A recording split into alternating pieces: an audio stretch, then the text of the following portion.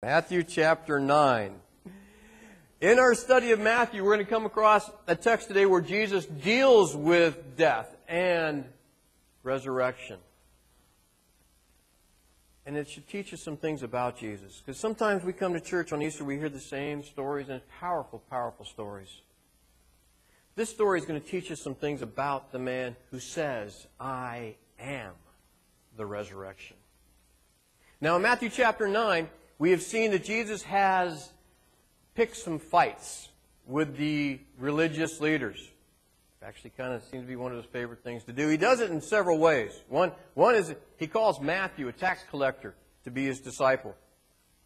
Right? We talked about how much they hated tax collectors and what a strange choice that was, right? And then Jesus goes and he hangs out with the tax collectors and sinners, and he continues to have a good time. He has these feasts, these meals. And so John's disciples come to him and say, well, what's the deal? Where's fasting fit into that? You know, because we fast and the Pharisees fast and we do these religious things. And Jesus said, no. No. Two different ministries, two different things. You don't tie a new patch of cloth onto a rip. Remember we studied that. If you missed that, you can go back to YouTube and see it. Okay, all right. In the midst of that, we have this incredible story that we need to start reading about. In Matthew chapter 9 and verse 18. While he was saying this, a ruler of the synagogue came and knelt before him and said, My daughter is at the point of death. But come and put your hand on her and she will live. Jesus got up and went with him, and so did his disciples. Now, this story is in Mark and Luke also, and there's a lot of details to it, and I'm just going to combine all the details so you can get an idea of what's going on, because Matthew's readers saw some things here that you probably don't see. Right? There's a man, his name is Jairus. He is the synagogue leader. He is one of the religious folks. He's one of those people that's spending a lot of time debating about Jesus now. You know? He's one of those people that probably invited Jesus when he first came to Capernaum to speak, but he's no longer welcome at the synagogue. Because Jesus is just too hot a topic. He was just too controversial a figure, and now he's doing these really strange things, right? And so Jairus is one of the people that Jesus is actually in conflict with. But now his daughter's sick. His only daughter. His only daughter is sick. And she's going to die. Now, these are the times that all those religious debates don't mean anything. These are the times that all of those things that you like to talk about and fight about before just go out the window, because now your daughter is sick and she's going to die and you need Jesus. So to the embarrassment of your family and your friends, you go and you beg Jesus to come. Now, here's a chance for Jesus to say, oh, wait a minute, Jairus. Oh, what's the deal? I thought we had some conflicts going on. Wait, I thought we disagreed about some things, Jairus. I thought you said some things about me that, I didn't really appreciate. And I don't know, until you kind of get that worked out, I don't know if I can come to your, you didn't invite me to your house before. Why are you inviting me to your house now? Okay, that is how I would have dealt with it. That may be how you would have been tempted to deal with it. Jesus is different than us. The very definition of the word holy, remember? Not like us. The text said, Jesus said, let's go. Let's go. And so to everybody's surprise, he jumps up and his disciples follow him. And they're going to Jairus' house because his daughter is about to die. All of those issues, all of those conflicts, all of those things that seem so important are gone. Jesus said, I'll be there for you. Let's go. Now, something interesting happens on the way. Just then a woman who had been subject to bleeding for 12 years came up behind him and touched the edge of his cloak. She said to herself, if I only touch his cloak, I will be healed. Jesus turned and saw her. Take heart, daughter, he said. Your faith has healed you. And the woman was healed from that moment. Interesting side note that Matthew, Mark, and Luke all put in the text. Because as Luke and Mark have it, there's a crowd. There's just a crowd of people gathering. And Jesus is trying to get through them to go see Jairus' daughter. And somebody comes up with an intent. Hidden intent. Just to touch Jesus' clothes. Now this woman, the text says in Matthew and Luke, has spent all of her money on doctors. And she's had this bleeding going on for 12 years. Awful. Mark says she's worse off than she was to begin with after going to the doctors. Sometimes you feel that way, don't you? Right? Well, Mark just comes right out and say it. Luke was a physician. He didn't say that. He said she spent all her money, but she didn't get better. What does it mean to be bleeding in the Jewish world? It means you're unclean. That you're unclean. How long has this woman been unclean? 12 years. Now, you know what happens when you're unclean? In the Jewish culture? You're not to touch anybody. No one is to touch you. If you touch them or they touch you, you make them. How long has it been since this woman has been touched? Can you imagine? 12 years? Now, the one place this woman should not have been is in a crowd. Because everybody she touched would be unclean. Now, they didn't know it. Yeah, it's no big deal. They didn't know. Right? What was a big deal to them? And so she snuck into this crowd and she said, man, if I could just come and touch Jesus, I don't want to ask him, I don't want to be here. I just want to touch him and be healed. And she did it. She got to him and she touched him. And Jesus knew that something had happened. And so he turned around and he said, who touched me? And this is when you get a glimpse of Peter in some of the other texts. Peter said, Jesus? You're in a crowd. You're in a crowd. A lot of people touched you. What are you talking about? And Jesus continued looking for this woman. Now, this woman comes up to him, and Matthew doesn't say it because Matthew's readers would know. But Mark and Luke said, in fear and in trembling, she came and acknowledged what she'd done. Why was she so afraid? She made everybody she touched unclean. And she had to say that in front of everybody. She made Jesus unclean for her own personal well-being. She was devastated. She was scared. And when it finally came to it, she confessed and said, this is what happened, and I'm healed. And Jesus said, I can't believe you did that. Now I'm going to have to go through the ritual cleanliness thing. I can't be around anybody. Jairus, you're out of luck. Sorry. 5 days. No. Jesus said, wow, your faith is, go in peace. No one's going to touch you. No one's going to hurt you. No one's going to talk down or bad about you. But is that true? Is that true? Now Jesus is tainted. In the Jewish mind, he's tainted. Now, in this situation, while this is going on, Jairus' daughter dies. And they send someone to him and they said, maybe it's a good idea not to bother Jesus anymore. Your daughter's dead. Let's just not bother Jesus anymore. Let's see if we can distance ourselves from this whole thing and just kind of do damage control because, I understand you were a little desperate. You went to talk to Jesus, but it's over now. She's dead.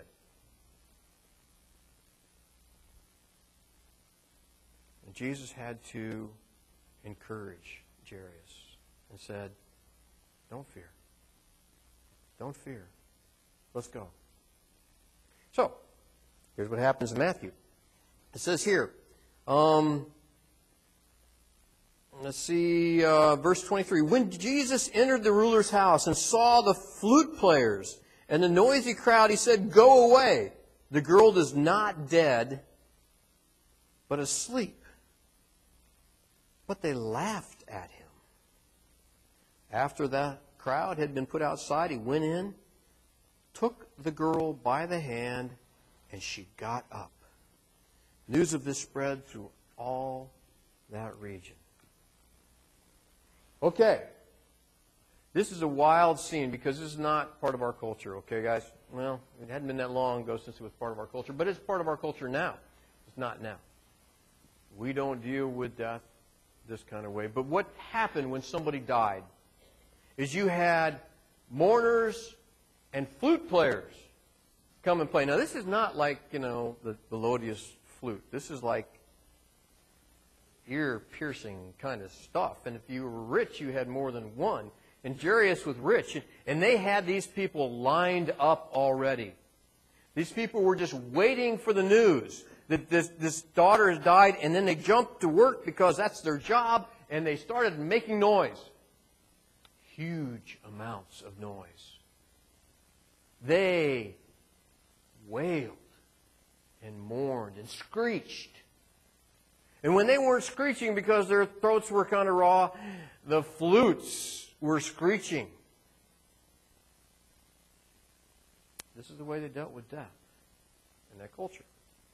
Now, there's a lot of reasons for that. A lot of them that we don't understand, but it has to do with the unseen world.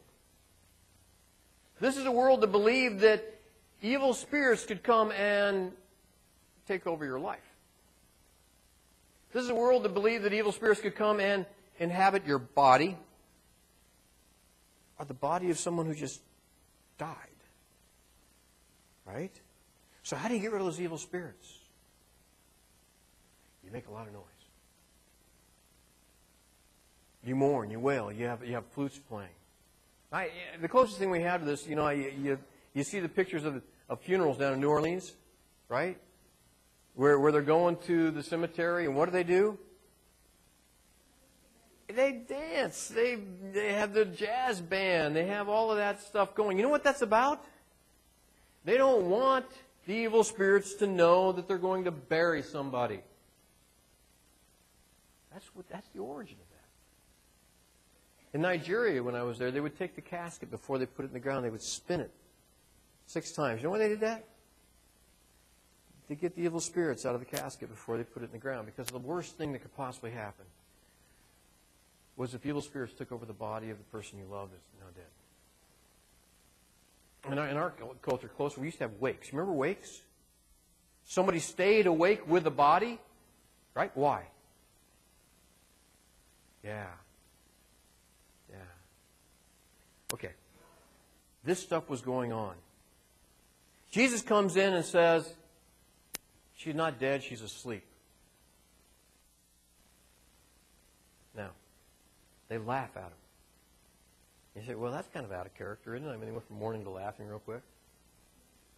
Well, have you ever been in one of those places where it's so noisy there's no way in the world anybody could sleep? Well, that's what this was like. The thought that this daughter was sleeping through this ruckus was just hilarious to them. Jesus made them all go away. He could have had a huge audience for this. Right? He could have got the word out much quicker. He could have said, yeah, I saw Jesus touch the girl. And no, he made them all leave. This exception of the mother and the father and his disciples. And then he goes and he touches her. Takes her by the hand. What happened to Jesus a couple minutes ago? Yeah. Touches her, says, get up. And she gets up. And then he does something really unusual. And we have it in Mark and in Luke. He said, get her something to eat. Right? What's that about? Well, when you read the end of John after the resurrection, right? And Jesus comes and meets them, and he said, hey, don't be afraid. I'm not a ghost. Look, you can touch me. Give me something to eat. And he eats in front of them. So they know that I'm not a disembodied spirit. I'm not some kind of zombie. I'm not some kind of... It's me. What's he have the parents do? Get her something to eat. Now, why didn't Jesus just say, you know she's dead, and raise her again? Why didn't he say that? Because he just went through this strange circumstances where now he is considered suspect and unclean. And if you look at it down here in the text, we're going to get to it, hopefully next week, Lord willing. In verse 34, but the Pharisee says, it is by the prince of demons that he drives out demons. Pretty soon they're going to be calling him Beelzebub himself. That's how we explain what he does. Why? Well, look what he did. He's suspect. Wow. Wow. Amazing things about Jesus. One of his enemies comes and asks him for help. And he says, let's go. A girl's life, not just health, but her whole future, the stigma behind her life is on the line. And Jesus said, she's just asleep. Now, does Jesus want Jairus and his daughter to believe in him? Yeah. Would he force their hand? No. Never. Never. You come to Jesus, you come by choice. You come to Jesus and he's not going to say, oh, by the way, you only show up at Easter on Christmas. No, he's not going to do that. He's not going to say, well, there's all these things in your past that, you really got to deal with, and then you get those straightened out, and then you can... No. You come to Jesus and say, Jesus, I need help, and he'll say, yeah, here I am. Here I am. And he will not force you. He will not make you have a relationship with him. That's not a relationship in this book. He won't do it. And no matter how you were raised and what you were brought up in, you still have to come to Jesus. And he will accept you.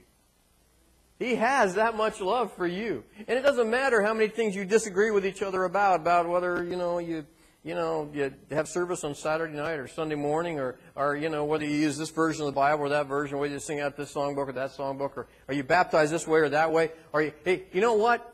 You come to Jesus, all those things fall away, and you say, Jesus, I need you. And he said, here I am. Here I am.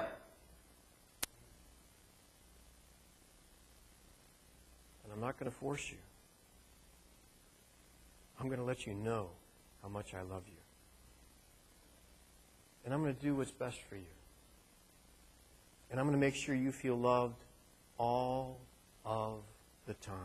Not just on Easter. Not just on Christmas. Not just on Sundays. All of the time you will be bathed in the love that God has for you, because that's what he wants. That's who he is. That's what we remember. That's what we remember. when we think about the death, the burial, and the resurrection. When we think about our own death, burial, and resurrection when we were baptized. When we think about when we will die and when we will be raised again. We think about the love that Jesus has for us. We take a little piece of bread. And we take a little bit of juice. And we remember. We remember the body. We remember the love that doesn't run out. The love that's big enough that this encompasses all of us. Everybody. All nations. All tongues. All people. Fills the entire universe, Paul says in Ephesians. We're going to remember that this morning.